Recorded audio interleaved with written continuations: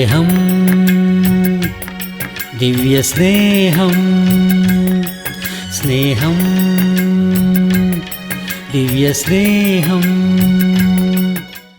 ശമൂവേലും ശൗലും തമ്മിൽ കണ്ണുമുട്ടിയതായ സമയത്ത് ശമൂവേൽ ശൗലിനോട് പറഞ്ഞു, നീ വരുമെന്നുള്ള കാര്യം എന്നോട് ദൈവം പറഞ്ഞിരുന്നു. ഞാനിപ്പോൾ ഇവിടെ യാഗം അർപ്പിക്കുന്ന തിരക്കിലാണ്.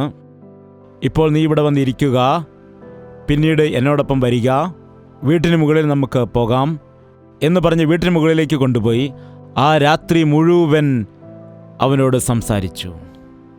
നിന്നെക്കുറിച്ച് ദൈവം വെളിപ്പെടുത്തിയതായ കാര്യങ്ങളെല്ലാം നിന്നോട് ഞാൻ പറയാം. നിന്റെ മനസ്സിലുള്ള വിഷയങ്ങളെല്ലാം തന്നെ നിന്നോട് പറഞ്ഞു തരാം. നിന്നെക്കുറിച്ചുള്ള ദൈവത്തിൻ്റെ ഉദ്ദേശം എന്താണെന്ന് ഞാൻ പറഞ്ഞു തരാം എന്ന് പറഞ്ഞ് ആ ദൈവപുരുഷൻ അവനോടൊപ്പം ഇരുന്ന് അവിടെ സംസാരിച്ചു. ദൈവത്തിൻ്റെ ഇഷ്ടങ്ങളെയും ദൈവത്തിൻ്റെ ഉദ്ദേശങ്ങളെയെല്ലാം അവനോട് വിവരിച്ചു കൊടുത്തു. നമ്മളാണെങ്കിൽ കൂടി വന്നാൽ രാത്രി 10 മണി അല്ലെങ്കിൽ 11 മണി അല്ലേ, രാത്രി മുഴുവൻ ഇരുന്ന് സംസാരിച്ചാലും ദൈവത്തിന് നമ്മെക്കുറിച്ചുള്ള ഉദ്ദേശങ്ങൾ നാം ഒരിക്കലും പറഞ്ഞു തീർക്കില്ല. അവൻ്റെ അതിശയ കാര്യങ്ങൾ, അവൻ്റെ ഉദ്ദേശങ്ങൾ, അവൻ്റെ പദ്ധതികൾ ഓരോരുത്തരുടെ മേൽ വലിയതാകുന്നു.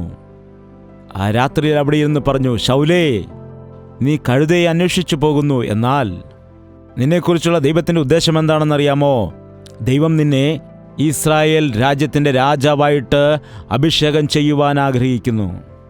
ദൈവത്തിന് നിന്നെക്കുറിച്ച് വലിയ ആലോചനകളുണ്ട് എന്ന് ശമൂവേൽ പറഞ്ഞപ്പോൾ, അയ്യോ, അങ്ങെന്താണ് ഈ പറയുന്നത്? എനിക്ക് വിശ്വസിക്കാൻ കഴിയുന്നില്ല. എൻ്റെ ഗോത്രം വളരെ ചെറുതല്ലേ, എനിക്കെന്തു ചെയ്യാൻ കഴിയും? എന്തുകൊണ്ട് എന്നോട് ഇങ്ങനെ പറയുന്നു? എന്തുകൊണ്ട് എന്നോട് ഇങ്ങനെ സംസാരിക്കുന്നു? എന്താണ് പറഞ്ഞാൽ നമുക്ക് ആ വചനം ഒന്ന് വായിക്കാം. 1 ശമൂവേലിൻ്റെ പുസ്തകം 9-ാം അധ്യായത്തിൽ തന്നെയുണ്ട്. 9-ാം അധ്യായം 21. അതിന് ശൗല്, ഞാൻ ഇസ്രായേൽ ഗോത്രത്തിൽ ഏറ്റവും ചെറുതായ ബെന്യാമിൻ ഗോത്രത്തിലുള്ളവനും എൻ്റെ കുടുംബം ബെന്യാമിൻ ഗോത്രത്തിലെ സകല കുടുംബങ്ങളിലും വെച്ച് ഏറ്റവും ചെറുതുമായിരിക്കെ നീ ഇങ്ങനെ എന്നോട് പറയുന്നത് എന്ത് എന്ന് ഉത്തരം പറഞ്ഞു. എന്നോട് എന്തുകൊണ്ടാണ് ഇങ്ങനെ പറയുന്നത്?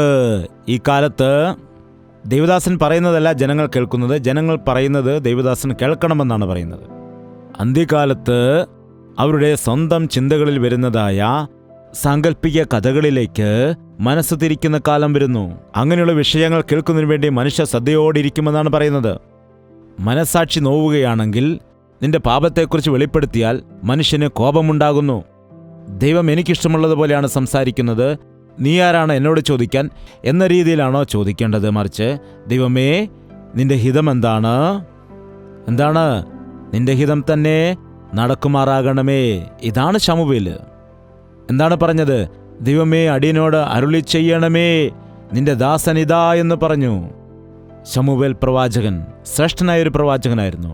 ബാലനായിരുന്നപ്പോൾ ദൈവസന്നിധിയിൽ വന്നവൻ, ദൈവത്തിൻ്റെ ആലയത്തിൽ വസിച്ചു, മുതിർന്നതായ സമയത്ത് ദൈവത്താൽ അനുഗ്രഹിക്കപ്പെട്ടവൻ. രാത്രി മുഴുവൻ ഇരുന്ന് അവനോട് സംസാരിച്ചു. ദൈവത്തിൻ്റെ പദ്ധതികളെല്ലാം അവനോട് പറഞ്ഞു കൊടുത്തു. എന്നിട്ട് തൈലം എടുത്തുകൊണ്ടുവന്നിട്ട് ശൗലിനെ അഭിഷേകിച്ചു. നീ ഒന്നുകൊണ്ടും ഭാരപ്പെടേണ്ട എന്ന് പറഞ്ഞു. കഴുതകളെക്കുറിച്ച് നീ ഓർത്ത് ബുദ്ധിമുട്ടേണ്ട, നിന്നെക്കുറിച്ചുള്ള ദൈവത്തിൻ്റെ പദ്ധതികളെ നീ ചിന്തിക്കൂ എന്ന് പറഞ്ഞു. എന്ന് പറഞ്ഞുകൊണ്ട് അവനു വേണ്ടി പ്രാർത്ഥിച്ചതായ സമയത്ത് എന്തു സംഭവിച്ചു എന്ന് നോക്കാം. യഹോവയുടെ ആത്മാവ് ശക്തിയോടെ നിന്മേൽ വന്നിട്ട് നീയും അവരോടുകൂടെ പ്രവചിക്കുകയും ആൾമാർ ഇതുപോലെ ആയിത്തീരുകയും ചെയ്യും എന്ന് പറഞ്ഞു. 9-ാം വാക്യം. ഇങ്ങനെ അവൻ ശമൂവേലിനെ വിട്ടുപിരിഞ്ഞപ്പോൾ ദൈവം അവനു വേറൊരു ഹൃദയം കൊടുത്തു. അബ്ബാ, രാത്രി ചെയ്തതായ പ്രാർത്ഥനയുടെ ഫലം ദൈവം അപ്പോൾ തന്നെ കൊടുത്തു. രാത്രിയിൽ അവനോട് ദൈവത്തിൻ്റെ ആലോചനകൾ പറഞ്ഞ സമയത്ത് ദൈവത്തിൻ്റെ വചനങ്ങൾ അവൻ അതുപോലെ ഏറ്റെടുക്കുകയും വിശ്വസിക്കുകയും ചെയ്ത സമയത്ത് ദൈവത്തിൻ്റെ ഹിതത്തിന് വേണ്ടി തന്നെത്താൻ ഏൽപ്പിച്ചു കൊടുക്കുകയും ദൈവത്തിൻ്റെ ദാസൻ തൈലം കൊണ്ട് അവനെ അഭിഷേകം ചെയ്ത സമയത്ത് നീ പോക, നീ ഇസ്രായേലിൻ്റെ രാജാവാകുമെന്ന് പറഞ്ഞു. അങ്ങനെ ശമൂവേലിൻ്റെ അടുക്കൽ നിന്ന് അവൻ തിരികെ പോയപ്പോൾ എന്താണ് അപ്പോൾ സംഭവിച്ചത്? പറയുക. സൗഖ്യമാണോ? ഇന്നെല്ലാവരുടെ അടുക്കൽ ഇതാണ് സംഭവിക്കുന്നത്. എന്തുകൊണ്ട് മാനസാന്തരം വരുന്നില്ല? പുതിയ ഹൃദയം വന്നില്ല എങ്കിൽ, പുതിയ മനസ്സ് വരുന്നില്ല എങ്കിൽ ജോലി കിട്ടിയിട്ടും ഒരു പ്രയോജനവുമില്ല. സൗഖ്യം കിട്ടിയാലും വീണ്ടും രോഗം വരും. അഭിവൃദ്ധിയും അനുഗ്രഹവും ഉണ്ടായാലും വീണ്ടും കഷ്ടതയുണ്ടാകും. മറ്റെവിടെ നിന്നും നിനക്ക് ലഭിക്കാതിരിക്കുന്നതും യേശുവിൽ നിന്ന് മാത്രം ലഭിക്കുന്നതും എന്താണെന്നറിയാമോ? പുതിയൊരു ഹൃദയം നിനക്ക് ലഭിക്കാനിടയാകും. പുതിയൊരു സ്വഭാവം അവൻ നിങ്ങൾക്ക് നൽകാനിടയാകും. മദ്യപാനി പിന്നെ മദ്യപിക്കില്ല, മോഷ്ടാവ് മോഷ്ടിക്കില്ല, ദുഷ്ടൻ ദുഷ്ടത ചെയ്യില്ല, ചീത്ത വിളിച്ചവൻ പിന്നെ ചീത്ത വിളിക്കില്ല, പാപം ചെയ്തവൻ പിന്നെ പാപം ചെയ്യില്ല. ദൈവം കൊടുത്ത പുതിയ ഹൃദയം കാരണം, പുതിയ സ്വഭാവം കാരണം അവൻ ദോഷത്തെ വെറുക്കുവാനിടയാകും. നീതിയെ അവൻ ഇഷ്ടപ്പെടും. നീതിയെ ഇഷ്ടപ്പെടുക മാത്രമല്ല, ദുർനീതിയെ വെറുക്കുവാനും ഇടയാകുമെന്ന വചനം പറയുന്നു. ഇന്ന് അനേകം ആളുകളും പ്രാർത്ഥിക്കുന്നൊക്കെയുണ്ട്, പ്രാർത്ഥനയ്ക്ക് പോവുകയും മദ്യം കുടിക്കുകയും ചെയ്യുന്ന വ്യക്തിയുണ്ട്. എന്താണ് അങ്ങനെ കുടിക്കുന്നത്? പ്രാർത്ഥിച്ചുകൊണ്ടാണ് ഞാൻ കുടിക്കുന്നത്, കർത്താവെ ചാരായം നൽകിയതിനായിട്ട് നന്ദി എന്ന് പറഞ്ഞിട്ട്, ആമേനെന്ന് പറഞ്ഞിട്ട് കുടിക്കുമെന്ന്. ഇതെന്തൊരു ക്രിസ്ത്യാനികളാണപ്പാ! മദ്യപിച്ചിട്ട് പിന്നെ ചർച്ചയിൽ പോയിട്ട്, കർത്താവേ എന്നോട് ക്ഷമിക്കണമേ, ഞാൻ അറിയാതെ കുടിച്ച് ഇനി ഒരിക്കലും ഞാൻ മദ്യം കൈകൊണ്ട് പോലും തൊടത്തില്ല എന്ന് പറഞ്ഞ് പ്രാർത്ഥിക്കുന്നു. ആമേൻ. പിന്നെ വൈകിട്ട് പോയിട്ട് വീണ്ടും കുടിക്കാൻ പോകും. തിരിച്ചു വന്നിട്ട് അടുത്ത ആഴ്ച, കർത്താവേ എന്നോട് ക്ഷമിക്കണമേ ക്ഷമിക്കണമേ. അവൻ മാറുന്നില്ല, സ്വഭാവം മാറുന്നില്ല, മനസ്സ് മാറുന്നില്ല. നായ തൻ്റെ വിസർജ്യത്തിലേക്ക് തിരിയുന്നത് പോലെ അനേകം ആളുകളുടെ മനസ്സ് മാറുന്നില്ല. ഒരു സഹോദരി പ്രാർത്ഥിക്കുകയാണ്, കർത്താവേ ദർശനം കാണിക്കണമേ കാണിക്കണമേ എന്ന്. ഒരു നായയെ കാണിച്ചു, നായ വന്നിട്ട് കക്കുവാനിടയായി. എന്താണ് കർത്താവെ നായയുടെ ദർശനം കാണിച്ചത്? അതാണ് നിനക്കുള്ള ദർശനമാണെന്ന് കർത്താവ് പറഞ്ഞു. നിന്റെ സ്വഭാവം അതാണ്. നീ കക്കുന്നു, വേണ്ട എന്ന് പറയുന്നു, വീണ്ടും അത് തന്നെ നീ കുടിക്കുന്നു. ഏറ്റു പറയുന്നു, വീണ്ടും ചെയ്യുന്നു. വേണ്ടെന്ന് പറയുന്നു, വീണ്ടും പാപം ചെയ്യുന്നു. എന്താണ്? ഒരു പന്നി മാലിന്യത്തിലേക്ക് തിരികെ പോകുന്നത് പോലെ അനേകം ആളുകളുടെ ജീവിതത്തിലെ സ്ഥിതി അതാണിത്. പുതിയൊരു മനസ്സവർക്കില്ല. നിങ്ങൾ യേശുവിൻ്റെ അടുക്കൽ വന്നാൽ പുതിയ മനസ്സിന് വേണ്ടി പ്രാർത്ഥിക്കുക, പുതിയ ഹൃദയത്തിന് വേണ്ടി പ്രാർത്ഥിക്കുക. വചനം എന്താണ് പറയുന്നത്? ഒരുവൻ ക്രിസ്തുവിലായാൽ അവൻ പുതിയ സൃഷ്ടിയാകുന്നു, പഴയത് സകലതും കഴിഞ്ഞുപോയി, സകലതും പുതുതായിരിക്കുന്നു, പുതുതായി തീർന്നിരിക്കുന്നു. ക്രിസ്ത്യാനി എന്ന് പറയുമ്പോൾ അവൻ സത്യസന്ധനായിരിക്കണം, നീതിമാനായിരിക്കണം, വിശ്വസ്തനായിരിക്കണം, താഴ്മയുള്ളവനായിരിക്കണം, നന്ദിയുള്ളവരായിരിക്കണം എന്നുള്ള കാര്യം തന്നെ ആരും ഇന്ന് ഓർക്കുന്നില്ല. ശൗലിനു വേണ്ടി പ്രാർത്ഥിച്ച സമയത്ത് ദൈവം അവന് പുതിയൊരു ഹൃദയം കൊടുത്തു. എന്താണ്? അവൻ രാജാവായിട്ട് മാറി. കഴുതകളെ മേച്ച് നടന്ന വ്യക്തി ഇപ്പോൾ ആരാണ്? രാജാവ്. രാജാവിൻ്റെ അവസ്ഥ എന്താണ്? കീറിയ ഷർട്ടുമിട്ടാണ് നടക്കുന്നത്? അല്ല, സ്വർണ്ണ കിരീടമൊക്കെ വെച്ചുകൊണ്ട്. അതും ഇസ്രായേലിൻ്റെ രാജാവാണ്. ദൈവജനത്തിൻ്റെ രാജാവാണ്. ദൈവം തിരഞ്ഞെടുത്ത ആദ്യത്തെ രാജാവാണ്. ദൈവം തന്നെ അവരുടെ രാജാവായിരിക്കാൻ ആഗ്രഹിച്ചപ്പോൾ, എല്ലാവർക്കും രാജാക്കന്മാരുണ്ട്, ഞങ്ങൾക്കും രാജാവ് വേണമെന്ന് പറഞ്ഞ് ഇസ്രായേൽ മക്കൾ കരഞ്ഞപ്പോൾ, അവരുടെ ആഗ്രഹമനുസരിച്ച് ശൗലിനെ തിരഞ്ഞെടുത്ത് ഇസ്രായേലിൻ്റെ രാജാവാക്കി മാറ്റി. മറ്റു രാജ്യക്കാരെല്ലാം ജയിക്കുവാനിടയായി. രാജാവ് യുദ്ധം ചെയ്യുവാനിടയാകും. രാജാവ് പരിപാലിക്കുന്ന രാജാവാണ്. രാജ്യത്തിൻ്റെ ആവശ്യങ്ങളെ നടത്തിക്കൊടുക്കും. അതൊരു ഉന്നതമായ പദവിയും ശ്രേഷ്ഠതയുമാണ്. ശമൂവേലും ശൗലും ചേർന്ന് ശത്രുക്കളെ ജയിക്കുവാനിടയായി. വലിയ വലിയ കാര്യങ്ങൾ നടന്നു. 2 വർഷങ്ങൾ വരെയും എവിടെ തിരിഞ്ഞാലും ശമൂവേലും ശൗലുമാണ്. ശമൂവേലിൻ്റെ പ്രാർത്ഥന, ശമൂവേലിൻ്റെ യാഗപീഠം, ശൗലിൻ്റെ രാജപരിപാലനം 2 വർഷം അത്ഭുതകരമായി നടന്നു. ദൈവത്തിന് ഹിതം ചെയ്യുന്നത് ഉത്തമമാണ്. ദൈവത്തിൻ്റെ ഹിതത്തിൽ ദൈവത്തിൻ്റെ കൂട്ടായ്മയുണ്ട്, ദൈവത്തിൻ്റെ സഹായമുണ്ട്. ഈ സന്ദേശം കേൾക്കുന്നവരെല്ലാവരും ഒരു തീരുമാനമെടുക്കുക. ഇതാ കർത്താവേ, എൻ്റെ ജീവിതം നിങ്ങൾ സമർപ്പിക്കുകയാണ്. എന്നെക്കുറിച്ചുള്ള ഉദ്ദേശങ്ങൾ നീ അറിയിക്കണമേ. നിന്റെ ഇഷ്ടം എന്നെ അറിയിക്കണമേ. എന്നെക്കുറിച്ചുള്ള ഉദ്ദേശങ്ങളെ അറിയിക്കണമേ. നിന്റെ ദൃഷ്ടി എൻ്റെ മേൽ വെച്ചുകൊണ്ട് ഞാൻ നടക്കേണ്ടുന്നതായ പാത നീ എനിക്ക് കാണിച്ചു തരണമേ. ഞാൻ നിന്റെ ഹിതം ചെയ്യാം. നീ പറയുന്നത് പോലെ ജീവിക്കാം. നിന്റെ വചനങ്ങളെ അനുസരിക്കാം. യൗവനക്കാരാ, യൗവനക്കാരത്തി, നിന്റെ ജീവിതത്തെ നീ വൃഥാവാക്കി കളയരുത്. ഇപ്പോൾ തന്നെ 37-47 വയസ്സായിരിക്കുന്നു. ഇപ്പോഴും നിനക്കൊരു മാനസാന്തരമില്ല. നിന്റെ പഴയ സ്വഭാവം മാറ്റിയിട്ടില്ല. നിന്റെ മദ്യപാനം മാറ്റിയിട്ടില്ല. നിന്നെ തന്നെ നീ നശിപ്പിക്കുന്നു. ഇന്ന് നിനക്കൊരു പുതിയ മനസ്സ് തരാൻ ദൈവം ആഗ്രഹിക്കുകയാണ്. ഒരു ദിവസം യാഗം കഴിക്കുന്നതായ സമയത്ത് ശമൂവേൽ വരുവാൻ അല്പം താമസിച്ചു പോയ സമയത്ത് അപ്പോൾ ആളുകളെല്ലാം പിരിഞ്ഞു പോകുന്നത് കണ്ട്, ആളുകൾ പിരിഞ്ഞു പോകുന്നല്ലോ, അതുകൊണ്ട് ഞാൻ തന്നെ യാഗം കഴിക്കാം എന്ന് തീരുമാനിച്ചുകൊണ്ട് പുരോഹിതൻ ചെയ്യേണ്ടതായ കർത്തവ്യം രാജാവായ ശൗല് ചെയ്യുവാനിടയായി. എന്തുകൊണ്ടാണ് നീ ഇങ്ങനെയുള്ള കാര്യം ചെയ്തത്? നിന്നെ ദൈവം രാജാവായിട്ടാണ് തിരഞ്ഞെടുത്തത്, ഒരു പുരോഹിതനായിട്ടല്ല. നോക്കുക, ഒരു നായ്ക്കുള്ള ജോലി നായ ചെയ്യണം, കഴുതയുടെ ജോലി കഴുത ചെയ്യണം. അതല്ലേ ശരി? ഒരു വീട്ടിലൊരു പട്ടിയും ഉണ്ടായിരുന്നു, കഴുതയും ഉണ്ടായിരുന്നു. രാത്രി കള്ളം വന്നു, പക്ഷെ പട്ടി കുരയ്ക്കുന്നില്ല. എനിക്കൊന്ന് മാംസം കിട്ടാതെ കൊണ്ട് ഞാൻ കുരയ്ക്കുന്നില്ലെന്ന് പറഞ്ഞ് പട്ടി പറയുകയാണ്. അപ്പോൾ കഴുത പറഞ്ഞു, നീ കുരച്ചില്ലെങ്കിലും കുഴപ്പമില്ല, ഞാൻ എന്നാൽ ബഹളം വെക്കുമെന്ന് പറഞ്ഞ് കഴുത ഉറക്കെ കരഞ്ഞു. അപ്പോൾ വീട്ടുകാർ എഴുന്നേറ്റ് വന്നിട്ട് കഴുതയെ പൊതിരെ തല്ലി. എന്താണ്? പട്ടി കുരച്ചാൽ കള്ളൻ വന്നു എന്ന് വിചാരിക്കും, എന്നാൽ കഴുതയെ അലച്ചാൽ കള്ളനാണെന്ന് ആരെങ്കിലും വിചാരിക്കുമോ? ദൈവം നിന്നെ നിയമിച്ചിരിക്കുന്നത് ഏത് പണിയാണോ അത് മാത്രം ചെയ്യണം. നമ്മുടെ സ്വഭാവം എന്താണെന്ന് വെച്ചാൽ നമ്മൾ ഏത് സമയത്തും ചിന്തിക്കുന്നത് അടുത്ത വീട്ടുകാരെ കുറിച്ചാണ്. പുലിയെ നോക്കിയിട്ട് ഒരു കുറുക്കൻ പുള്ളി കുത്തിയതുപോലെ. ആരെങ്കിലും കൈയില്ലാത്തൊരു ഉടുപ്പിട്ടാൽ അതുപോലെ നിനക്കും ഇടണം. എന്താണ്? ആരെങ്കിലും ഒരു കീറിയ പാൻറ്റിട്ടാൽ പിന്നെ അതാണ് അടുത്ത ദിവസം മുതൽ ഫാഷൻ. ആരെങ്കിലും തലമുടി കട്ട് ചെയ്യുമ്പോൾ അല്പം ഒരു സൈഡിലേക്ക് കയറിപ്പോയെന്ന് വിചാരിക്കുക, അപ്പോൾ അതൊന്ന് അഡ്ജസ്റ്റ് ചെയ്ത് വെട്ടിക്കഴിഞ്ഞാൽ അത് ഫാഷനാണ്. മറ്റുള്ള ആളുകൾ എന്ത് ചെയ്യുന്നു അത് നോക്കിയാണ് ഇന്ന് ആളുകൾ ജീവിക്കുന്നത്. ഇറ്റലിയിലോ എങ്ങനെയുള്ളതായ ആളുകളെ നോക്കി ഫാഷൻ പഠിക്കുന്നു. അവിടെയുള്ള ഫാഷനുകൾ മണിക്കൂറുകളനുസരിച്ച് മാറിക്കൊണ്ടിരിക്കുന്നു.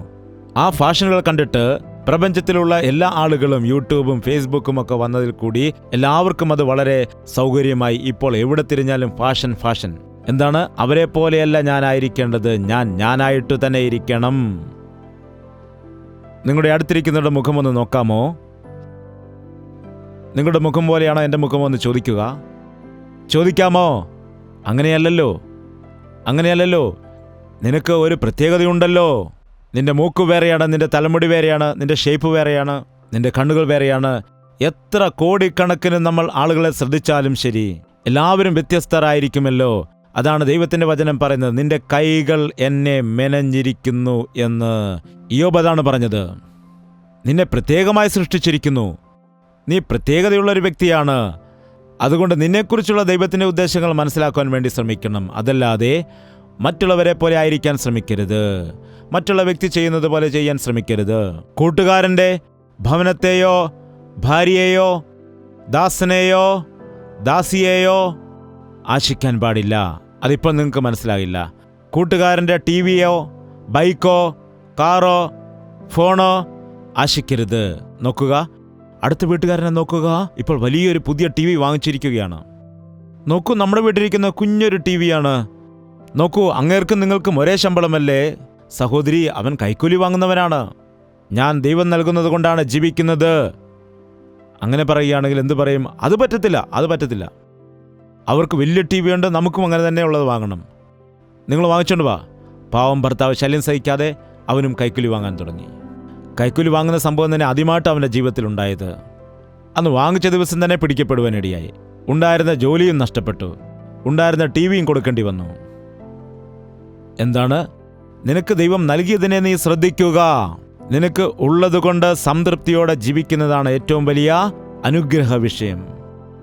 മറ്റുള്ളവർ ചെയ്യുന്നത് കണ്ട് ചെയ്യരുത്. നിന്റെ ശരീരത്തിന് ചേരുന്ന വസ്ത്രം ഏതാണ്, നിന്റെ മുഖത്തിന് ചേരുന്ന ഹെയർ സ്റ്റൈൽ ഏതാണോ അത് നീ ചെയ്യുക. അതല്ലാതെ മറ്റുള്ളവരുടെ കാര്യങ്ങളെ ആശിക്കരുത്. പ്രധാനമായിട്ടും ദൈവത്തിൻ്റെ വിഷയങ്ങളിൽ. ദൈവം നിന്നെ പാടുവാൻ വേണ്ടി വിളിച്ചിട്ടുണ്ടെങ്കിൽ നീ പാടുക. പ്രസംഗിക്കുവാൻ വിളിച്ചിട്ടുണ്ടെങ്കിൽ നീ പ്രസംഗിക്കുക. ആലയം വൃത്തിയാക്കാൻ വേണ്ടി വിളിച്ചിട്ടുണ്ടെങ്കിൽ വൃത്തിയാക്കുക. ഗേറ്റിൽ നിൽക്കാനാണ് വിളിച്ചിട്ടുണ്ടെങ്കിൽ നീ ഗേറ്റിൽ നിൽക്കുക. ഇന്ന് വചനം കേൾക്കുവാൻ പറഞ്ഞിരിക്കുന്നുണ്ടെങ്കിൽ വചനം കേൾക്കൂ. അതല്ലാതെ എന്നെക്കാട്ടിൽ പുതിയ ആളുകളൊക്കെ വന്നിട്ട് സ്റ്റേജിൽ കയറി പ്രസംഗിക്കുന്നു, ഞാനാണെങ്കിൽ അവരെക്കാൾ മുമ്പിൽ വന്നിട്ടും ഇവിടെ തന്നെ ഇരിക്കുകയാണ് എന്ന് നീ ചിന്തിക്കുവാൻ പാടില്ല. അങ്ങനെ പറയരുത്. അവിടെ ഇരുന്നാലും എവിടെ ഇരുന്നാലും ദൈവം നൽകുന്ന പ്രതിഫലം ഒന്നാണ്. വിശ്വസ്തയോടെ നീ കേൾക്കുന്നുണ്ടോ എന്ന് നിന്നോട് ചോദിക്കും, വിശ്വസ്തയോടെ നീ പറയുന്നുണ്ടോ എന്ന് എന്നോടും ചോദിക്കും. പുരോഹിതന്റെ പണി പുരോഹിതൻ തന്നെ ചെയ്യണം. ദൈവത്തിൻ്റെ ദാസന്മാരെ ദൈവം അഭിഷേകം ചെയ്യുവാനിടയാകും. ഇന്ന് അനേകം ആളുകളും വിളിയില്ലാതെ തന്നെ സുവിശേഷകന്മാരായി തീരുകയാണ്. ദൈവവേല ചെയ്യാൻ വേണ്ടി വരുമെന്ന് പറയുന്നു, നല്ലതാണ്. എന്നാൽ നീ ഒരു മുതിർന്ന ദൈവദാസന്റെ കീഴിൽ നിന്നുകൊണ്ട് അദ്ദേഹത്തിൻ്റെ കീഴിൽ ചിട്ടയായ ഒരു ആത്മീയ ജീവിതം മുൻപോട്ട് കൊണ്ടുപോയിട്ട് നീ ദൈവവേല ചെയ്യേണ്ടതാണ്. അതല്ലാതെ ഞാൻ പാസ്റ്റാണെന്ന് പറഞ്ഞിട്ട് വലിയൊരു ബോർഡൊക്കെ അടിച്ചുണ്ടാക്കി കുറച്ച് ഡിഗ്രിയൊക്കെ എഴുതിയിട്ട് പിറ്റേ ദിവസം മുതൽ ദൈവത്തിൻ്റെ വേല തുടങ്ങി. അങ്ങനെ എത്രയോ ആളുകൾ ഇന്ന് ദൈവത്തിൻ്റെ നാമത്തെ ദുഷിപ്പിക്കുന്നുണ്ട്. ജാഗ്രത. ശൗലെ, നീ അനുസരണക്കേട് കാട്ടിയിരിക്കുന്നു. നിന്നെ രാജാവാക്കിയ വിഷയത്തിൽ ദൈവം ദുഃഖിക്കുകയാണ്. ദൈവത്തോട് നീ അനുസരണക്കേട് കാട്ടിയിരിക്കുന്നു. ശരി, ദൈവം അത് വിട്ടുകളഞ്ഞു. പിന്നെ ദൈവം ഒരു കാര്യം പറഞ്ഞു. 15-ാം അധ്യായത്തിൻ്റെ 4-ാമത്തെ വാക്യം. ആകയാൽ നീ ചെന്ന് അമാലേക്യരെ തോൽപ്പിച്ച് അവർക്കുള്ളതൊക്കെയും നിർമൂലമാക്കി കളയുക. അവരോട് കനിവ് തോന്നരുത്. പുരുഷന്മാരെയും സ്ത്രീകളെയും കുട്ടികളെയും മുലകുടിക്കുന്നവരെയും കാള, ആട്, ഒട്ടകം, കഴുത എന്നിവരെയും സംഹരിച്ചു കളക എന്ന് ശമൂവേലിൽ കൂടി ദൈവം ശൗലിനോട് പറഞ്ഞപ്പോൾ ശൗൽ എന്ത് ചെയ്തെന്നറിയാമോ?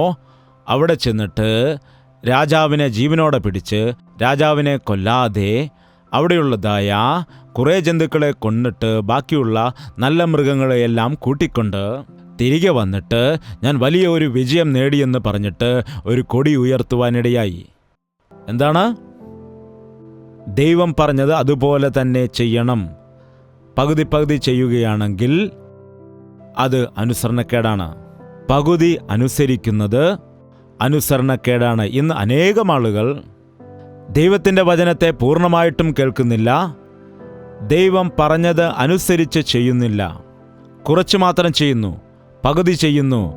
അന്നുണ്ടായിരുന്ന ശാസ്ത്രിമാരും പരീശന്മാരും ദശാംശം കൊടുക്കുവാൻ പറഞ്ഞപ്പോൾ ജീരകത്തിനും അങ്ങനെയുള്ളതായ ചെറിയ ചെറിയ കാര്യങ്ങൾക്ക് ദശാംശം കൊടുക്കുമായിരുന്നു. എന്നാൽ പ്രധാനപ്പെട്ട ആജ്ഞകൾ പോലും പാലിക്കുകയില്ലായിരുന്നു. നാം ദൈവിക വിഷയത്തിൽ ചിലതിനെ മാത്രം നാം അനുസരിക്കാനിടയാകും, എന്നാൽ ബാക്കിയുള്ളതിനെ നാം അനുസരിക്കുകയില്ല. അത് ദൈവത്തെ ഒരുപാട് ദുഃഖിപ്പിക്കുവാനിടയാകും. എന്തിനാണ് ഈ കുതിരകളെയൊക്കെ പിടിച്ചുകൊണ്ട് വന്നതെന്ന് ചോദിച്ചപ്പോൾ പറയുകയാണ് ദൈവത്തിന് കൊടുക്കുന്നതിന് വേണ്ടിയാണെന്ന്. നീ ദൈവത്തെ അനുസരിക്കുന്നതിലധികമായിട്ട്, നീ ദൈവത്തിൻ്റെ വചനം കേൾക്കുന്നതിലധികമായിട്ട് നീ ദശാംശം കൊടുക്കുന്നതല്ല പ്രധാനം. അതുകൊണ്ടാണ് ഞാൻ കൂടുതലായിട്ട് ദൈവത്തിന് കൊടുക്കുന്ന കാര്യങ്ങളെ നിർബന്ധിക്കാത്തത്. ഞാൻ നിർബന്ധിച്ചാൽ നിങ്ങൾ നൽകും, എന്നാൽ നിങ്ങളുടെ മനസ്സ് നിങ്ങൾ ദൈവത്തിന് കൊടുക്കുന്നില്ല എങ്കിൽ അതുകൊണ്ട് നിങ്ങളുടെ ജീവിതത്തിൽ ഒരു അനുഗ്രഹവും ഉണ്ടാകില്ല.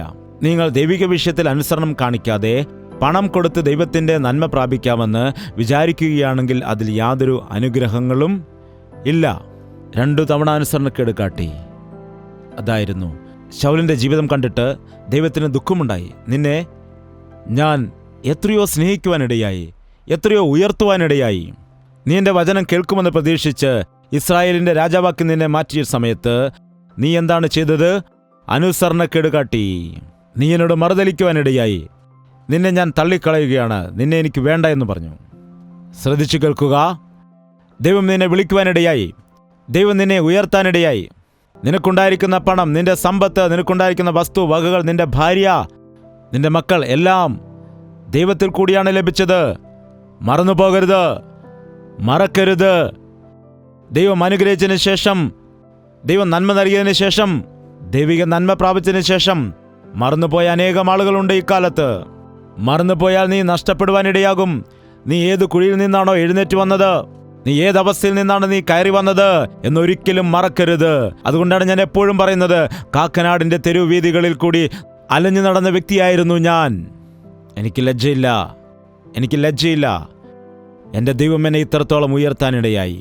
അവൻ്റെ ഹിതം ഞാൻ ചെയ്യണം, അവൻ പറഞ്ഞതുപോലെ ചെയ്യണം. നിനക്കൊരു വീട് തന്നിരിക്കുമ്പോൾ ആ വീട് എന്തിനു വേണ്ടിയാണ് ഉപയോഗിക്കുന്നത്? നിനക്ക് വണ്ടി തന്നിരിക്കുമ്പോൾ അത് എന്തിനു വേണ്ടി നീ ഉപയോഗിക്കുന്നു? നിനക്ക് കുടുംബം തന്നിരിക്കുമ്പോൾ നിന്റെ മക്കളെ നീ എങ്ങനെയാണ് വളർത്തിക്കൊണ്ടുവരുന്നത്? ഇതിനെല്ലാം കണക്ക് ബോധിപ്പിക്കണം. അനുസരണമില്ലാത്തവരെ ദൈവം ഇഷ്ടപ്പെടുകയില്ല. അഹങ്കാരികളെ ദൈവം അംഗീകരിക്കില്ല. അഹങ്കാരികളെ ദൈവം ദൂരെ നിന്ന് നോക്കും.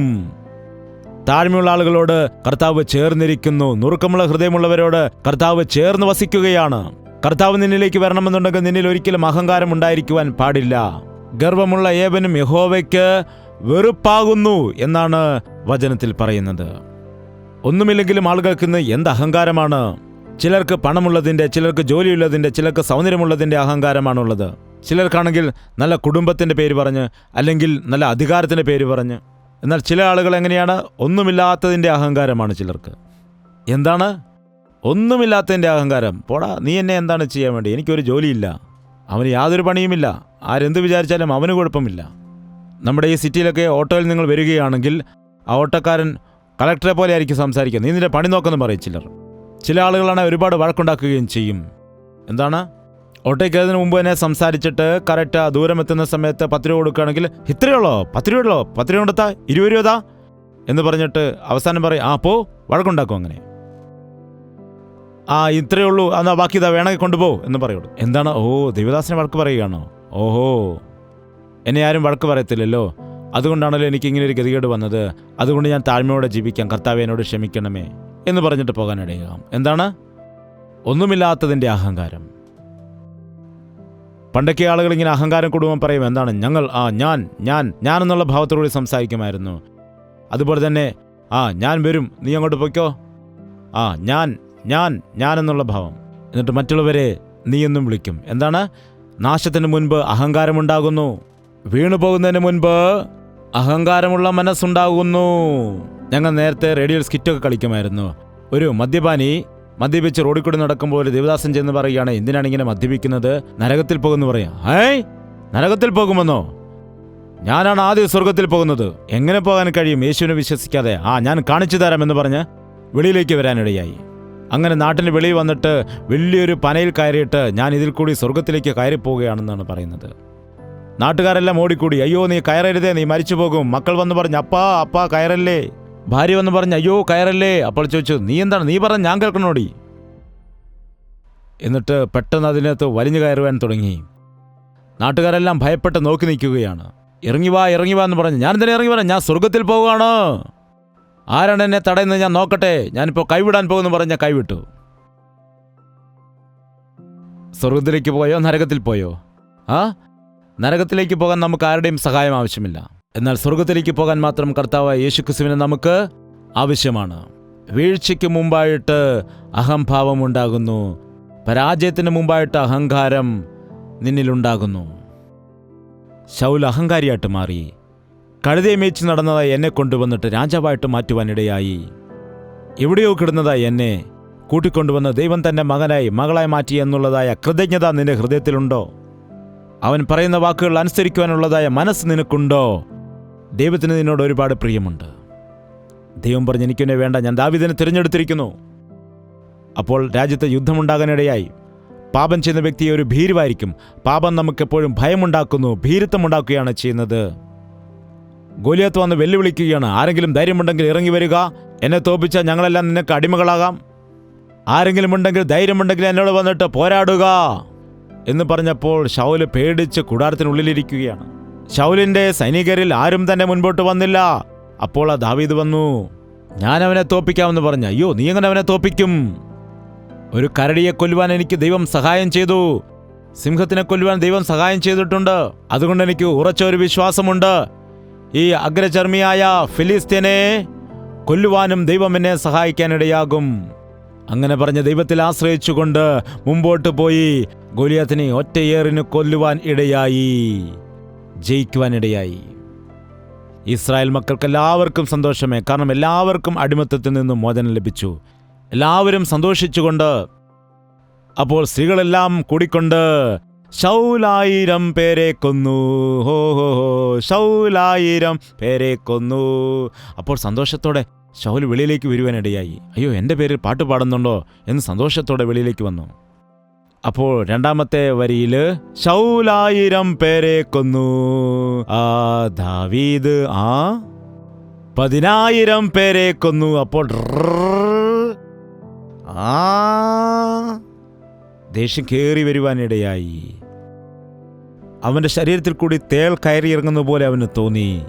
എന്താണ്? അസൂയ ഉണ്ടാകുന്നതായ സമയത്ത് പലരുടെയും ശരീരത്തിൽ വലിയ അസ്വസ്ഥതയുണ്ടാകാനിടയുണ്ട്. മറ്റുള്ളവരെ പുകഴ്ത്തുന്നത് കേൾക്കുമ്പോൾ വല്ലാത്തൊരു അസ്വസ്ഥതയുണ്ടാകും. അതാണ് സംഭവിച്ചത്. അഹങ്കാരം കഴിഞ്ഞ് നമ്മെ നശിപ്പിക്കുന്നത് എന്താണെന്ന് വെച്ചാൽ അസൂയയാകുന്നു. അസൂയ അസ്ഥികളെ ദ്രവിപ്പിക്കുന്നതാണ്. മറ്റുള്ളവരെക്കുറിച്ച് അസൂയപ്പെടാൻ പാടില്ല. അവർ നന്നാകുന്ന സമയത്ത് സന്തോഷിക്കുക. അവർ നന്നാകുമ്പോൾ ദൈവത്തെ സ്തുതിക്കുക. മറ്റുള്ളവർക്ക് നിന്നേക്കാൾ കഴിവുണ്ടെങ്കിൽ ആവശ്യമാണെങ്കിൽ അവരുടെ അടുക്കൽ പോയി പഠിക്കുക. അല്ലാതെ കൈനെ പോലെ ഹാബേലിന്റെ വഴിപാട് ദൈവം സ്വീകരിച്ചു, എന്തുകൊണ്ട് എൻ്റെ വഴിപാട് സ്വീകരിച്ചില്ല എന്ന് പറഞ്ഞ് കോപിച്ച് അസൂയപ്പെട്ടിട്ട് അവനെ കൊന്നുകളയാനിടയായി. അവസാനം അലഞ്ഞു നടക്കുവാനിടയായി. അല്ലെങ്കിൽ ഹാബേലെ, നിന്റെ യാഗം ദൈവം സ്വീകരിച്ചല്ലോ, എനിക്കൂടെ ആടിനെ തരികയാണെങ്കിൽ ഞാനും അങ്ങനെ അർപ്പിക്കാമെന്ന് ചോദിച്ചുകൂടെ? കയ്യനെ നീ എന്തിനു കോപിക്കുന്നു എന്ന് ദൈവം പോലും വന്ന് ചോദിച്ചപ്പോൾ സമാധാനപ്പെട്ടുകൂടെ? ഇന്ന് അനേകം ആളുകളുണ്ട്, അവരെ പോലെ എനിക്കാകണം, അവരെ പോലെ എനിക്ക് വളരണം. ചർച്ചിലും രണ്ടുപേർ ഇങ്ങനെ വഴക്കുണ്ടാകാനിടയായി. ഇടയ്ക്കിടയ്ക്ക് വഴക്കുണ്ടാക്കിയിട്ട് അവസാനം പാസ്റ്ററിന്റെ അടുക്കൽ വന്നിട്ട് പറയുകയാണ്, ഈ ദിവസം മുതൽ ഒന്നുകിൽ ഞാൻ വരും അല്ലെങ്കിൽ ഇയാൾ വരും, ഞങ്ങൾ രണ്ടുപേരും ഒരുമിച്ചൊരിക്കലും വരില്ല. ഈ സഭയിൽ ഒരുമിച്ച് പോകാൻ കഴിയില്ല. എന്തുപറ്റി? എന്താണ്, നിങ്ങൾക്ക് വഴക്കുണ്ടായോ? ഞങ്ങൾ തമ്മിൽ വഴക്കുണ്ടായി. ദൈവാലയത്തിൽ വന്ന് എന്തിന് പ്രശ്നമുണ്ടാക്കണം? എന്തിനാണ് അഹങ്കാരം? എന്തിനാണ് പോരാട്ടമുണ്ടാക്കുന്നത്? അത്രത്തോളം ദൈവം സഹിക്കാനിടയായി. അസൂയുള്ളവരുടെ ഹൃദയത്തിൽ, ഗർവികളുടെ ഹൃദയത്തിൽ, അശുദ്ധിയും അനുസരണക്കേടും കാണിക്കുന്നവരുടെ ഹൃദയത്തിൽ പരിശുദ്ധാത്മാവ് നിവസിക്കുകയില്ല. അവൻ്റെ അഭിഷേകം നിലനിൽക്കുകയില്ല. അപ്പോൾ വരെയും ശൗല് ദൈവത്തിൻ്റെ അഭിഷേകമുള്ളവനായിരുന്നു. പ്രവചിച്ച് ശൗലും പ്രവാചകന്മാരുടെ കൂട്ടത്തിലുണ്ടോ എന്ന ചൊല്ലും വന്നിട്ടുണ്ട്. എന്നാൽ അവൻ്റെ പ്രവൃത്തി കണ്ടപ്പോൾ പരിശുദ്ധാത്മാവ് അവനിൽ നിന്ന് വിട്ടുപോകുവാൻ ഇടയായി. ദൈവത്തിൻ്റെ അഭിഷേകത്തെ നഷ്ടപ്പെടുത്താൻ ഇടയായി. പാപം ചെയ്യുമ്പോൾ പരിശുദ്ധാത്മാവ് നമ്മിൽ നിവസിക്കില്ല. പാപം ചെയ്യുമ്പോൾ രക്ഷയുടെ ആനന്ദം കാണില്ല. ദാവീദ് പാപം ചെയ്തു കഴിഞ്ഞപ്പോൾ ഇപ്രകാരം പ്രാർത്ഥിച്ചു: കർത്താവേ, നിന്റെ പരിശുദ്ധാത്മാവിനെ എന്നിൽ നിന്ന് എടുത്തു കളയരുതേ, നിന്റെ സന്നിധിയിൽ നിന്ന് എന്നെ തള്ളിക്കളയരുതേ, എൻ്റെ പാപത്തെ കഴുകിക്കളയണമേ, ഈ സോപ്പ് കൊണ്ട് എന്നെ ശുദ്ധീകരിക്കണമേ. നിങ്ങൾ ഇടയ്ക്കൊക്കെ 51-ാം സങ്കീർത്തനം വായിക്കുക. നിങ്ങളുടെ മനസ്സാക്ഷി ശുദ്ധീകരിക്കപ്പെടും. നിങ്ങളെ പലപ്പോഴും മനസ്സാക്ഷി കുറ്റം വിധിക്കുന്ന സമയത്ത് വായിക്കുക. 51-ാം സങ്കീർത്തനവും യെശയ്യാവിന്റെ പുസ്തകം 53-ാം അധ്യായവും ഇടയ്ക്കിടയ്ക്ക് വായിക്കുക. ദൈവത്തോട് ചേർന്ന് വസിക്കാൻ കഴിയും. നമുക്ക് പ്രാർത്ഥിക്കാം. എല്ലാവരും എഴുന്നേറ്റ് നിൽക്കുക. പരിശുദ്ധാത്മ ഇപ്പോൾ നിങ്ങളുടെ നടുവിൽ സഞ്ചരിക്കുന്ന സമയമാണ്. പരിശുദ്ധനായ സ്വർഗീയ ഞങ്ങളുടെ പിതാവേ, ഒരിക്കൽ കൂടി നിന്റെ മക്കളെ ദർശിക്കണമേ. എത്രയോ ആളുകൾ പറയുന്നു, ദൈവത്തിൻ്റെ ആത്മശക്തി ഞങ്ങൾക്ക് നഷ്ടപ്പെട്ടു പോയി എന്ന്, ദൈവത്തിൻ്റെ ഹിതം വിട്ടുമാറിയെന്ന്, കഷ്ടതയിലായിരിക്കുന്നുവെന്ന്, ദുഃഖത്തിലായിരിക്കുന്നുവെന്ന്, വേദനയിലായിരിക്കുന്നുവെന്ന്, ഞെരുക്കത്തിലായിരിക്കുന്നുവെന്ന് പറഞ്ഞ് വിടുതൽ പ്രാപിക്കുവാൻ ആഗ്രഹിക്കുന്നവരെ നീ ഇപ്പോഴൊന്ന് ദർശിക്കണമേ അപ്പാ. കർത്താവേ, ശൗലിന് വന്ന അവസ്ഥ ഞങ്ങൾക്ക് വരാതിരിക്കുവാൻ നിന്റെ പാദപീഠത്തെങ്കിൽ വീഴാനുള്ള കൃപ നൽകുമാറാകണമേ. പാപിനിയായ ആ സ്ത്രീ വന്നിട്ട് കണ്ണുനീര് കൊണ്ട് നിന്റെ കാൽ കഴുകിയതായ അനുഭവം ഞങ്ങളുടെ ജീവിതത്തിലും നീ നൽകുമാറാകണമേ. നീ സമാധാനത്തോടെ പോയിക്കൊള്ളുക, നിന്റെ പാപങ്ങൾ ക്ഷമിക്കപ്പെട്ടിരിക്കുന്നു എന്ന വാക്കുകൾ ഞങ്ങളുടെ കാതുകളിൽ മുഴങ്ങുവാൻ നീ സഹായിക്കുമാറാകണമേ. പ്രാർത്ഥന കഴിഞ്ഞ് ഞങ്ങൾ പോകുമ്പോൾ നിന്റെ പരിശുദ്ധാത്മാവിൻ്റെ അഭിഷേകത്താൽ ഒരു പ്രയോജനമില്ലാതെ കഴുതയുടെ പിറകെ നടന്നിട്ട്, ലോകത്തിന് പിന്നാലെ നടന്നിട്ട്, ഇഷ്ടമനുസരിച്ച് ജീവിക്കുന്നതായ ഞങ്ങൾ നിന്റെ പദ്ധതി അറിഞ്ഞിട്ട് നിന്റെ ഹിതമനുസരിച്ചുകൊണ്ട് ജീവിക്കുവാനുള്ള കൃപ ഞങ്ങൾക്ക് നൽകുമാറാകണമേ. ഫലം പുറപ്പെടുവിക്കുവാൻ സഹായിക്കുമാറാകണമേ. നീ നൽകിയിരിക്കുന്ന അവസരങ്ങളൊന്നും ദുരുപയോഗം ചെയ്യാതെ, നിന്റെ മുന്നറിയിപ്പുകളെ തള്ളിക്കളയാതെ, നിന്റെ വചനത്തെ തള്ളിക്കളയാതെ ഞങ്ങളുടെ ഹൃദയങ്ങളെ നേരെയാക്കുവാൻ സഹായിക്കുമാറാകണമേ. പശ്ചാത്തപിക്കുവാൻ സഹായിക്കുമാറാകണമേ. ഞങ്ങളുടെ തെറ്റുകളെ ഏറ്റുപറയാൻ സഹായിക്കണമേ. ഞങ്ങളുടെ തെറ്റുകളെല്ലാം ഏറ്റുപറഞ്ഞുകൊണ്ട് നിന്റെ രക്തത്താൽ കഴുകപ്പെട്ട് പുതിയ വ്യക്തികളായിട്ട് ജീവിക്കുവാൻ ഞങ്ങളെ സഹായിക്കുമാറാകണം. നിന്റെ വാക്ക് കേൾക്കാത്തതുകൊണ്ട് പലവിധമായ വേദനയിലായിരിക്കുന്നവർ, കടബാധ്യതയിലായിരിക്കുന്നവർ, ഞെരുക്കത്തിലായിരിക്കുന്ന വ്യക്തികൾ, നല്ലൊരു ജോലിയില്ല, എക്സാമിൽ പാസ്സാകുന്നില്ല, ഒരു വിവാഹം നടക്കുന്നില്ല, കുടുംബജീവിതത്തിൽ സമാധാനമില്ല, കുടുംബത്തിൽ സ്വസ്ഥതയില്ല, ഭാര്യയ്ക്കും ഭർത്താവിനും തമ്മിൽ സമാധാനമില്ല എന്ന് പറഞ്ഞ് ആരൊക്കെയാണോ വേദന അനുഭവിക്കുന്നത്, അങ്ങനെയുള്ളവരെ നസറേനായ യേശുക്രിസ്തുവിന്റെ നാമത്തിൽ വിടുവിക്കുകയാണ് പിതാവേ. അടയ്ക്കപ്പെട്ട ഗർഭങ്ങളെ നസറേനായ യേശുക്രിസ്തുവിന്റെ നാമത്തിൽ തുറക്കുമാറാകണമേ. അനുസരണക്കേട് കാട്ടുന്ന മക്കളെ നസറേനായ യേശുക്രിസ്തുവിന്റെ അഭിഷേകത്താൽ നിറഞ്ഞ പുതിയ വ്യക്തികളായിട്ട് പോകാൻ സഹായിക്കണമേ. ലക്ഷ്യമില്ലാതെ ജീവിക്കുന്നതായ ആളുകൾ ലക്ഷ്യമായിരിക്കുന്ന ക്രിസ്തുവിലേക്ക് നോക്കിക്കൊണ്ട് ഉറച്ച തീരുമാനത്തോടുകൂടി ഇവിടെ നിന്ന് കടന്നു പോകുവാന് അവരെ നീ ബലപ്പെടുത്തുമാറാകണമേ. ഞങ്ങളുടെ മേലുള്ള നിന്റെ ഉദ്ദേശങ്ങളെല്ലാം നിറവേറ്റണമേ. നിന്റെ സാക്ഷികളായി ഈ ലോകത്തിൽ ജീവിച്ച് രാജകീയ പുരോഹിത വർഗമായിട്ട്, നിന്റെ സ്വന്തം ജനമായിട്ട്, പാപികളായ ജനത്തിന്റെ മധ്യയിൽ ജ്യോതിസുകളെ പോലെ പ്രകാശിക്കുവാൻ നിന്റെ നാമം ധരിച്ചിരിക്കുന്ന എല്ലാവരെയും നീ സഹായിക്കുമാറാകണമേ. ചുറ്റുപാടും നശിച്ചു പോകുന്ന ആത്മാക്കളെക്കുറിച്ച് ഭാരമുള്ളവരായി നിന്റെ അഭിഷേകത്താലും അനുഗ്രഹത്താലും ഞങ്ങളെ അയക്കുമാറാകണമെന്ന് പ്രാർത്ഥിക്കുന്നു. യേശു ക്രിസ്തുവിന്റെ നാമത്തിൽ അപേക്ഷിക്കുന്നു പിതാവേ. ആമേൻ, ആമേൻ, ആമേൻ.